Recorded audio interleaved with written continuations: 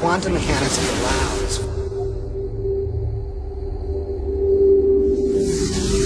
supreme mind. The brain is capable of millions of neural nets. Cascade biochemical An emotional response. molecules. The brain does not know the difference. What it sees in its environment and what it remembers. We are running the holodeck. Whatever way we observe the world around us. So how can you continue to see the world as real if the self that is determining it to be real is intangible?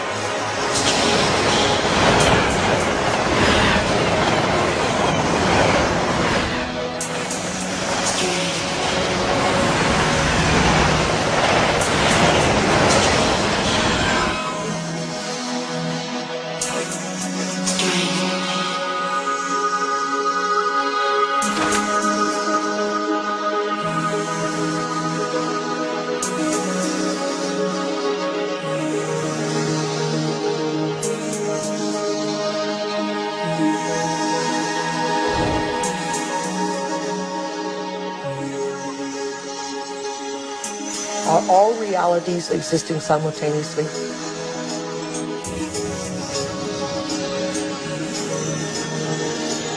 Is there a possibility that all potentials exist side by side?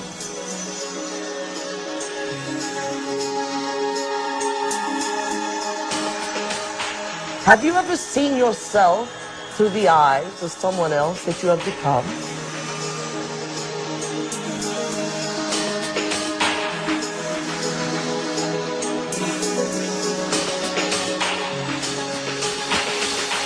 And looked at yourself through the eyes of the ultimate observer?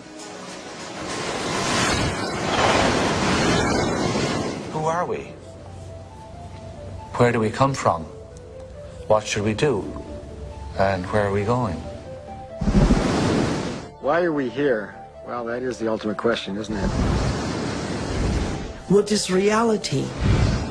What I thought was unreal now, for me, seems in some ways to be more real than what I think to be real, which seems now more to be unreal.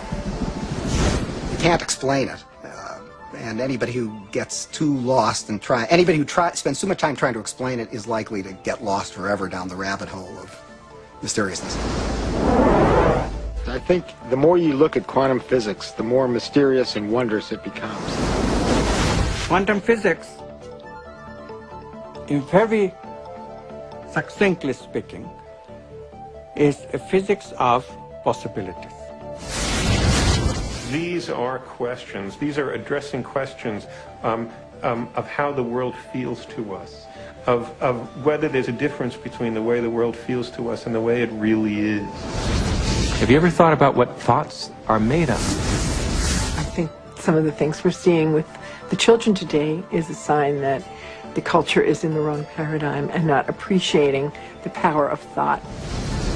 Every age, every generation has its built-in assumptions that the world is flat, that the world is round, etc. There are hundreds of hidden assumptions, things we take for granted that may or may not be true.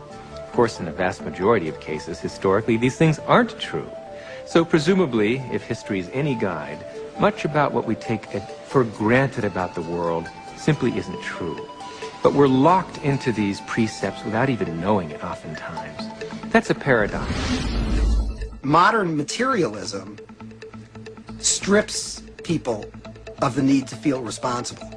And often enough, so does religion. But I think if you take quantum mechanics seriously enough, it puts the responsibility squarely in your lap, and it doesn't give answers that are clear-cut and comforting. It says, yes, the world is a very big place, it's very mysterious, mechanism is not the answer, but I'm not going to tell you what the answer is, because you're old enough to decide for yourself. Is everyone a mystery? Is everyone an enigma? They most certainly are. Asking yourself these deeper questions opens up new ways of being in the world. It brings in a breath of fresh air. It makes life more joyful. The real trick to life is not to be in the know, but be in the mystery.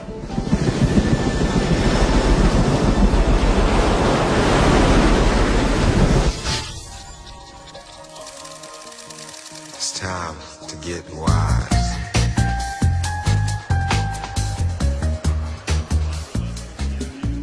Why do we keep recreating the same reality? Why do we keep having the same relationships? Why do we keep getting the same jobs over and over again? In this infinite sea of potentials that exist around us, how come we keep recreating the same realities? Isn't it amazing that we have options and potentials that exist, but we're unaware of them? Is it possible that we're so conditioned to our daily lives, so conditioned to the way we create our lives, that we buy the idea that we have no control at all? We've been conditioned to believe that the external world is more real than the internal world. This new model of science is just the opposite. It says what's happening within us will create what's happening outside of us. There's a physical reality that is absolutely rock solid, and yet it only, if you want to put it this way, it only comes into existence when it bumps up against some other piece of physical reality. That other piece may be us, and of course we're partial to those moments. But it doesn't have to be either. It could be just some incidental rock comes flying along and interacts with this fuzzy mass of stuff, and sure enough, it provokes it into a particular state of existence. And there were philosophers in the past that said, look, if I kick a rock and I hurt my toe, that's real. I feel that, it feels real, it's vivid, and that means that it's reality. But it's still an experience, and it's still this person's perception of it being real. Scientific experiments have shown that if we take a person and hook their brains up to certain PET scans or computer technology and ask them to look at a certain object, and they watch certain areas of the brain light up, and then they've asked them to close their eyes and now imagine that same object. And when they imagine that same object, it produced the same areas of the brain to light up as if they were actually visually looking at it. So it caused scientists to back up and ask this question. So who sees then? Does the brain see? Or do the eyes see? And what is reality? Is reality what we're seeing with our brain? Or is reality what we're seeing with our eyes? And the truth is that the brain does not know the difference between what it sees in its environment and what it remembers, because the same specific neural nets are then firing. So then it asks the question, what is reality?